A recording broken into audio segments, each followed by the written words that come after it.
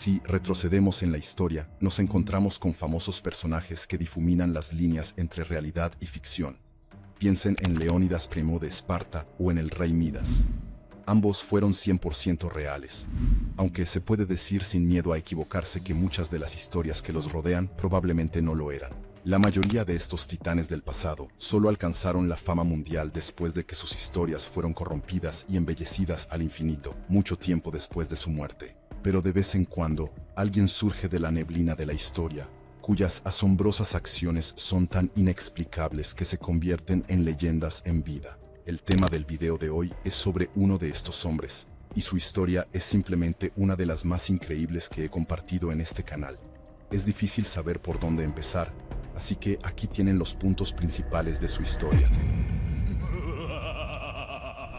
1. Nació campesino, pero logró controlar toda Rusia. 2. Tenía el poder de curar enfermos, y los mejores doctores de su tiempo no podían explicar cómo lo lograba. 3. Sobrevivió a múltiples intentos de asesinato, incluyendo envenenamiento, apuñalamiento y disparos. 4. Tenía el don de la profecía, y realizó varias predicciones audaces que después se hicieron realidad. 5. Se acostó con miles de mujeres aunque nunca se bañaba. 6. Derrocó una dinastía real con 300 años de antigüedad casi por sí solo. Esta es la historia más increíble que parece real de Grigori Rasputin, o como me gusta llamarlo, el mago del sexo que acabó con la monarquía rusa. La historia de Rasputin es una de las más extravagantes jamás contadas, aunque sus inicios fueron muy humildes. Nació campesino en 1869 en el pequeño pueblo siberiano de Pokrovskoye. Tenía 7 hermanos y hermanas, pero solo Rasputin llegó a la edad adulta. Se sabe muy poco sobre sus primeros años, excepto que, como la mayoría de sus padres, apenas recibió educación. Probablemente no supo leer ni escribir hasta que fue adulto, y tenía problemas frecuentes con las autoridades locales debido a su inclinación por los delitos menores, así como por su gran gusto por las bebidas fuertes y las mujeres. A los 18 años ya estaba casado y pronto iba a criar a 3 hijos. Hasta ahora, la vida de Rasputin no había sido tan diferente a la de miles de otros hombres rusos de su tiempo. Pero en 1897, a los 28 años, decide ir de peregrinación al monasterio de San Nicolás de Vercauturier. Este viaje iba a revolucionar tanto su vida como el curso de la historia rusa.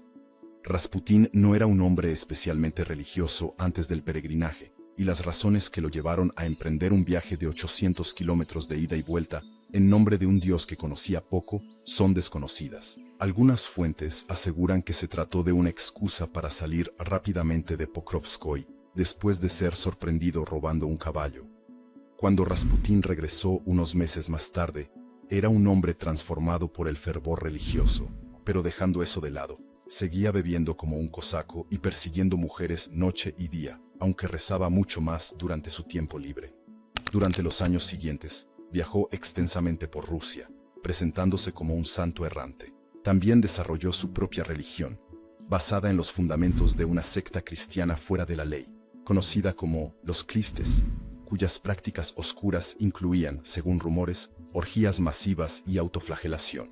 Rasputin, por su parte, predicaba que el pecado solamente se podía vencer si primero se comprendía, lo que en realidad le permitía entregarse a todos los placeres de la vida, en nombre de la investigación teológica. También enseñaba que se podía acercar a Dios alcanzando un estado de exhaustación sexual, preferiblemente teniendo el mayor sexo posible con el propio Rasputin. Sabiendo que era uno de los personajes más espeluznantes de la historia, famoso por nunca bañarse y por lo tanto oler como el trasero de un tejón, quizás te sorprenda saber que esta extraña estrategia de seducción de mujeres funcionó. Rasputin pronto reunió un gran número de seguidores, y comenzaron a circular rumores de que, durante su estancia en la naturaleza siberiana, había desarrollado ciertas habilidades.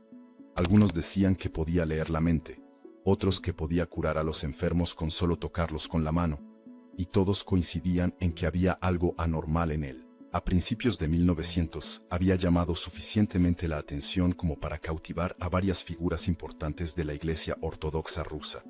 Sus conexiones influyentes lo llevaron finalmente a San Petersburgo. La llegada de Rasputín a la capital rusa de aquel entonces fue oportuna. La aristocracia de la ciudad estaba obsesionada con todo lo relacionado con el ocultismo y lo sobrenatural. Además, cuando el siberiano con olor a tejón apareció en 1905, en medio de rumores de poderes mágicos y armado con una mirada penetrante, todo el mundo quiso reclamarlo para sí. Recibe invitaciones de las familias más influyentes y ricas de la ciudad.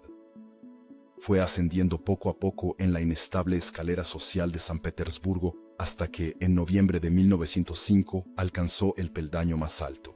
Fue invitado a encontrarse con el zar Nicolás II, emperador de toda Rusia y patriarca de la antigua familia de los Románov, y su esposa Alejandra Fyodorovna, la zarina. La reunión debía durar solo unos minutos, pero el místico autoproclamado ejerció su magia negra sobre los monarcas y hubo que esperar más de una hora antes de que salieran del palacio. Se dice a menudo que la gente cree lo que quiere creer, y probablemente eso es lo que permitió a Rasputín seducir a los soberanos rusos. El zar y la zarina deseaban con todas sus fuerzas que los rumores sobre Rasputín fueran ciertos, porque si realmente podía curar a los enfermos, significaba que tenía el poder de salvar a su hijo, Alexei, quien también era el heredero de todo el imperio ruso. Alexei padecía de hemofilia, una enfermedad genética rara que impide que la sangre coagule correctamente. Puede parecer un trastorno menor, pero las personas que lo padecen viven toda su vida al filo de la navaja, donde incluso una pequeña herida puede llevar a una pérdida de sangre devastadora. Hasta el día de hoy, la hemofilia es una enfermedad seria, pero en la Rusia del siglo XX era prácticamente una sentencia de muerte. La expectativa de vida promedio era solo de 13 años. Alexei era el más joven de una familia de 5 hijos. Pero como todos sus hermanos mayores eran mujeres, la línea de sucesión dependía únicamente de su supervivencia. En otras palabras, si Rasputín lograba mantener a Alexei con vida, no solo salvaba la vida de un hijo querido, sino que preservaba el futuro de toda la dinastía Romanov. El santo hombre pronto tendría la oportunidad de poner en práctica sus palabras. Es interesante notar que en ese tiempo la hemofilia era tan común entre la realeza europea que a menudo se le llamaba la enfermedad de la realeza. Después, los historiadores rastrearon la fuente de esos genes erróneos hasta un único paciente cero que no era otra que la abuela de Europa, la reina Victoria.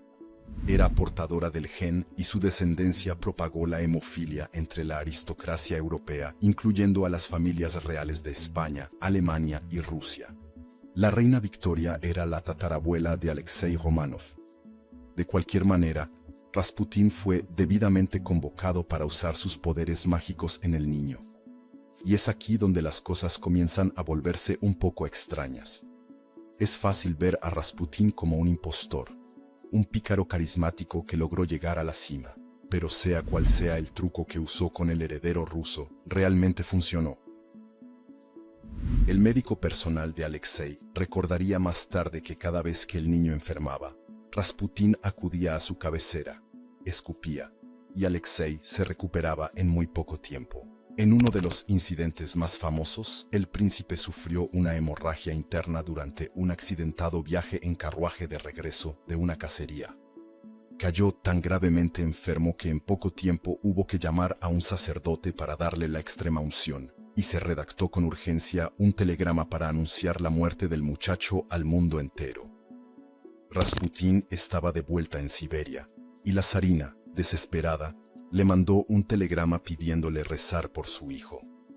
Pese a estar a cientos de kilómetros de distancia, Rasputín respondió explicando que Dios le había asegurado personalmente que el príncipe viviría mientras ningún médico interviniera en su recuperación. No sé ustedes, pero si yo fuera un curandero farsante, deshacerme de cualquier persona con un mínimo de conocimiento médico sería lo último que haría.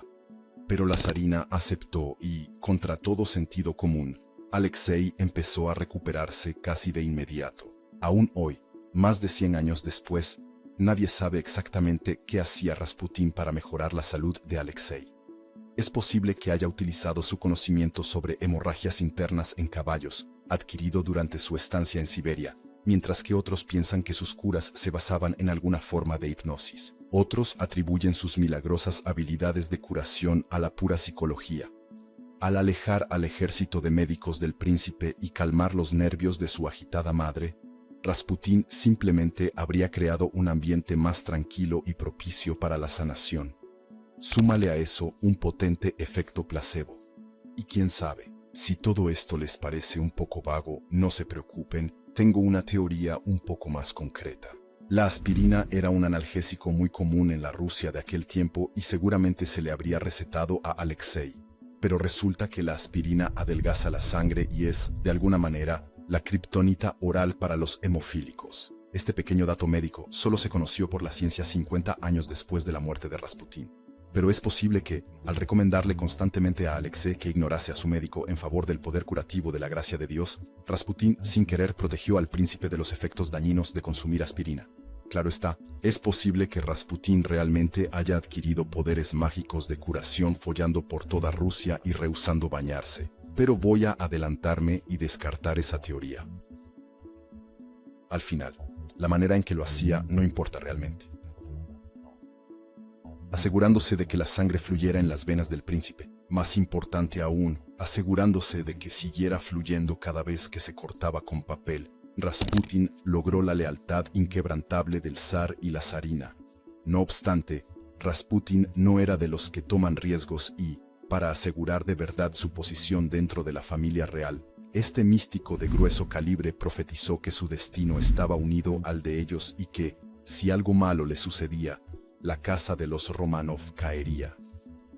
Aunque es fácil burlarse de un truco tan obvio, resulta que la profecía realmente se hizo realidad más adelante. Pero no nos adelantemos. El zar Nicolás II nombró a Rasputín su encendedor de lámparas oficial, un puesto que le llevó a encargarse de las iconografías religiosas de la Casa Real y le otorgó un acceso sin igual a los líderes de Rusia. Rasputín supo sacar partido a su posición y, muy pronto, no se conformó con solo cuidar en exceso al príncipe, sino que también le aconsejaba sobre cuestiones de Estado e influía en la política exterior. Pero su alto estatus no hizo nada por suavizar los modales toscos de Rasputín, ni por disminuir sus diversos apetitos. Circulaban rumores de que el místico aceptaba favores sexuales y otros sobornos a cambio de una buena palabra con el zar y su esposa, y cuando no conseguía lo que quería abusando de su nuevo poder, simplemente lo tomaba por la fuerza. Rasputín fue acusado varias veces de violación, especialmente por la niñera que cuidaba a las hermanas mayores de Alexei. Pero la versión rusa del movimiento Me Too del siglo XX nunca despegó realmente. A pesar del peso de las acusaciones en su contra, algunas provenientes de la propia familia real, Rasputín era intocable. La institutriz fue despedida y los demás acusadores fueron simplemente ignorados. Sin embargo, una facción cada vez mayor de líderes religiosos y políticos está cada vez más preocupada por la influencia de Rasputín dentro del palacio. Varios miembros destacados de la Iglesia Ortodoxa rusa lo denuncian abiertamente como hereje, y el primer ministro Piotr Stolypin intenta exiliarlo. La policía secreta rusa, predecesora del KGB, inició una investigación sobre la conducta de Rasputín que reveló, entre otras cosas, que se había exhibido en uno de los mejores restaurantes de San Petersburgo. En 1914, mientras visitaba a su esposa que, por alguna razón, todavía no se había divorciado, Rasputín fue apuñalado en el estómago por una campesina insignificante que creía que él era el anticristo. Tras lograr escapar a pie de su atacante, Rasputín cayó en coma, del que nadie esperaba que despertara, pero lo hizo. En poco tiempo, volvió a la capital, donde su poder estaba a punto de alcanzar su cenit. Pocas semanas antes del encuentro cercano con la muerte de Rasputín, un rey austríaco poco conocido recibió la visita de uno de sus propios asesinos. El rey en cuestión era conocido entre sus amigos como el archiduque Francisco Fernando y, a diferencia de Rasputín, no sobrevivió al atentado. Como ya saben, la muerte de Francisco Fernando desató una serie de eventos que llevaron al inicio de la Primera Guerra Mundial. En julio de 1914, Alemania le declara la guerra a Rusia y el zar Nicolás II abandona San Petersburgo para comandar personalmente sus tropas en los campos de batalla europeos. Deja a su esposa a cargo del país sola. Alexandra siempre estuvo muy influenciada por Rasputín y, en ausencia de su marido, se dedicó por completo a los místicos. Durante un periodo de 18 meses, nombró y destituyó a no menos de 4 primeros ministros, 5 ministros del interior y 3 ministros de guerra bajo la influencia de Rasputín. En las calles de San Petersburgo, pronto se convierte en un secreto a voces que la zarina no solo ha aceptado los consejos de Rasputín, sino que también lo ha invitado a su cama. Es el fin, claro. No hay pruebas concretas de ese romance. Pero teniendo en cuenta la alta estima que la zarina tenía por Rasputín, y sin olvidar que su ideología religiosa consistía en acostarse con todo lo que se movía en Rusia, es difícil no creer en los rumores. También está el hecho de que al famoso erudito Bonnet le gusta cantar Rasputin, amante de la reina rusa, y si eso no es una prueba, no sé qué es. Ya sea que hayan o no estado juntos, el mayor conquistador de Rusia había claramente llegado a ser el verdadero poder detrás del trono. Y en diciembre de 1916, un grupo de nobles decidió que era hora de sellar a Grefax e ir a cazar al demonio. El príncipe Félix Yusupov, esposo de la sobrina del zar, el gran duque Dmitri Pavlovich, primo hermano del zar, y el destacado político Vladimir Purishkevich estuvieron al frente de este grupo. Por supuesto, a diferencia de Gandalf el Gris, ninguno de estos hombres tenía poderes mágicos, así que tuvieron que optar por un enfoque más mundano. Para salvar a Rusia, tendrían que asesinar a Grigori Rasputin. Pero como ya hemos visto, Rasputin no era un hombre fácil de matar. Lo invitan al palacio de Yusupov en San Petersburgo, donde lo llevan a una sala de recepción en el sótano. Allí le ofrecen té y una bandeja de pastelitos. Todo parece muy civilizado en cuanto a asesinatos se refiere, excepto que los pasteles estaban mezclados con cianuro. Rasputin no era consciente del peligro, y no tardó en devorar los pasteles envenenados. Pero cuando terminó, en lugar de caer muerto al instante, simplemente le preguntó a Yusupov si tenía algo más fuerte que el té para acompañar los pasteles. Yusupov fue por un vino Madeira, también mezclado con cianuro, pero a pesar de beberse 3 copas, Rasputín no sintió ni el menor ardor de estómago. Hasta el día de hoy, no tenemos ni idea de cómo Rasputín pudo haber comido suficiente cianuro para matar a un pueblo entero y sobrevivir, aunque, en un estudio muy reciente, ratas que se alimentaron tanto de cianuro como de ajo sobrevivieron. Resulta que el azufre contenido en el ajo puede combatir el cianuro en el cuerpo, y Rasputín comía una cantidad aterradora de ajo todos los días. De todas maneras, como el veneno no había surtido efecto, Yusupov sacó su pistola y le disparó a Rasputín en el pecho, lo que pareció finalmente resolver el asunto. Desnudaron el cuerpo de Rasputín, y uno de los conspiradores se fue a la casa de Rasputín vistiendo la ropa del muerto para hacer creer que había regresado a casa como se esperaba. Después había que deshacerse del cadáver. Esa era la tarea de Yusupov. Pero cuando bajó de nuevo al sótano, ocurrió algo inesperado. Rasputín se levantó. Le golpeó la cara con un puñetazo. Yusupov huyó del sótano, perseguido por un Rasputín desnudo y lejos de estar muerto. Un hombre desnudo corriendo nunca es una bonita vista. Y Rasputín, sangrante, no fue la excepción. Pero toda esa conmoción atrajo a los amigos de Yusupov, y se dispararon más tiros. Cuando se disipó el humo, Rasputín estaba nuevamente en el suelo, esta vez con una bala en la frente. Se puede suponer que Yusupov y sus amigos estaban bastante alterados en ese momento, y pasaron los minutos siguientes dando patadas al cadáver, solo para asegurarse de que realmente estaba muerto.